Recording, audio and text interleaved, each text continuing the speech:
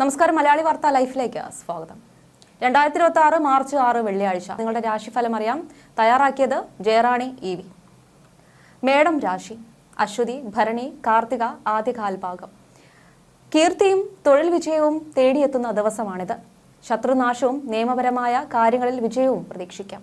സാമ്പത്തികമായ ലാഭത്തോടൊപ്പം കുടുംബത്തിൽ സമാധാനവും സന്തോഷവും നിലനിൽക്കും. മികച്ച ഭക്ഷണസുഖം അനുഭവിക്കാൻ സാധിക്കും. ഇടവം രാശി. കാർത്തിക അവസാന മുക്കാൽ ഭാഗം, രോഹിണി, മകേര്യം ആദ്യ പകുതി ഭാഗം. ആശയവിനിമയങ്ങളിൽ അതീവ ജാഗ്രത പുലർത്തണം. അല്ലാത്തപക്ഷം അബദ്ധങ്ങൾ സംഭവിക്കാൻ ഇടയുണ്ട്. തൊഴിലിടങ്ങളിൽ സഹപ്രവർത്തകരുമായി അഭിപ്രായ വ്യത്യാസങ്ങൾ ഉണ്ടാകാൻ സാധ്യത കാണുന്നു.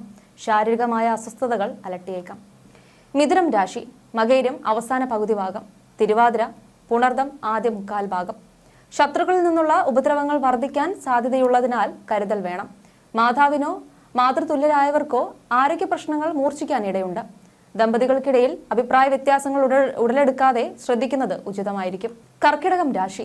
പുണർദം അവസാന കാൽഭാഗം, പൂയം, ആയില്യം. സഹപ്രവർത്തകരുടെ പൂർണ്ണ സഹകരണത്താൽ ഏറ്റെടുത്ത കാര്യങ്ങൾ സമയപരിധിക്കുള്ളിൽ പൂർത്തിയാക്കാൻ സാധിക്കും. തൊഴിൽ വിജയവും ധനനേട്ടവും ഈ ദിവസത്തിന്റെ പ്രത്യേകതകളാണ്. രോഗശാന്തിയും ശത്രുനാശവും ഭക്ഷണസുഖവും അനുഭവപ്പെടും. ചിങ്ങം രാശി. മകം, പൂരം, ഉത്രം ആദ്യ കാൽഭാഗം. തൊഴിൽപരമായ ക്ലേശങ്ങൾ വർദ്ധിക്കാനും മാനസികമായ ബുദ്ധിമുട്ടുകൾ അനുഭവപ്പെടാനും സാധ്യതയുണ്ട്. ശിരോ നാഡി സംബന്ധമായ അസ്വസ്ഥതകൾ അലട്ടിയേക്കാം. മറ്റുള്ളവരോട് ഇടപഴകുമ്പോൾ വാക്കുകളിലും പ്രവൃത്തികളിലും വളരെയധികം സൂക്ഷ്മത പാലിക്കേണ്ടതുണ്ട്. കന്നിരാശി. ഉത്രം അവസാന മുക്കാൽ ഭാഗം, അത്തം, ചിത്തിര ആദ്യ പകുതി ഭാഗം.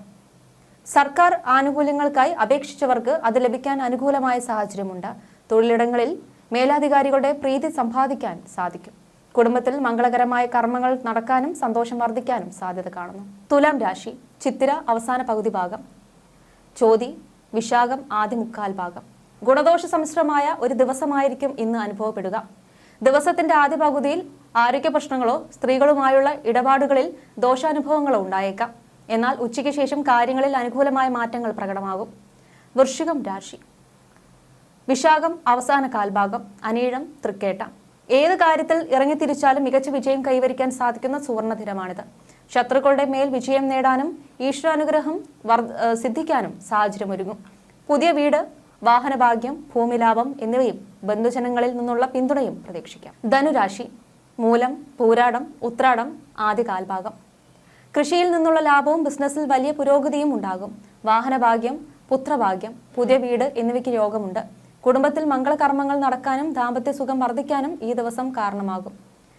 മകരം രാശി. ഉത്രാടം അവസാന മുക്കാൽ ഭാഗം, തിരുവോണം, അവിട്ടം ആദ്യ പകുതി ഭാഗം. ജാതകത്തിൽ വ്യാഴം. ബലമില്ലാത്തവർക്ക് മനസ്വസ്ഥത കുറയാനും നിയമപരമായ തിരിച്ചടികൾക്കും സാധ്യതയുണ്ട്.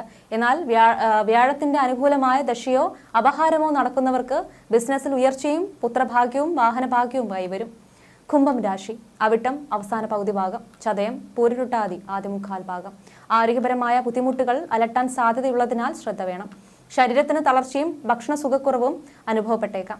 മനസ്സിന് സ്വസ്ഥത കുറയാനും ശത്രുക്കളിൽ നിന്നുള്ള ദോഷാനുഭവങ്ങൾക്കും സാധ്യതയുള്ളതിനാൽ ജാഗ്രത പുലർത്തുക. മീനം രാശി. പൂരിരുട്ടാതി അവസാന കാൽഭാഗം, ഉത്രട്ടാതി, രേവതി. ബിസിനസ്സിൽ വ്യക്തമായ പുരോഗതി ദൃശ്യമാകും.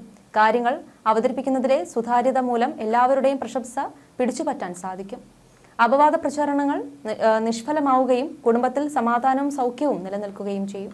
തൊട്ടതെല്ലാം പൊന്നാകും. വൃശ്ചികം രാശിക്കാർക്ക് നാളെ മഹാഭാഗ്യം. കൃഷിയിലൂടെ നേട്ടവും ബിസിനസ് പുരോഗതിയും. ധനുരാശിക്കാർക്ക് സുവർണകാലം. തൊഴിൽ വിജയവും ശത്രുനാശവും. മേടം രാശിക്കാർക്ക് സർവത്ര ജയം.